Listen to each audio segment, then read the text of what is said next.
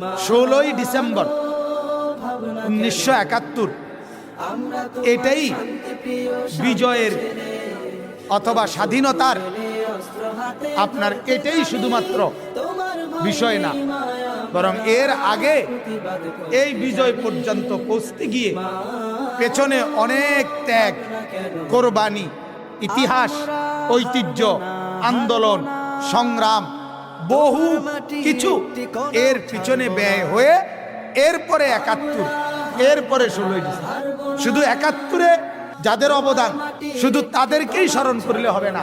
1757 সন থেকে যেদিন নবাব সিরাজউদ্দৌলার পতন হয়েছে, সেদিনের পর থেকে এই লম্বা সময় এই ভারতীয় উপমহাদেশের আজাদির জন্য, স্বাধীনতার জন্য যত মানুষের ত্যাগ ছিল প্রত্যেককেই আজকে শ্রদ্ধার সাথে স্মরণ করা জরুরি। এই মাটির পিছনে প্রত্যেকের অবদান।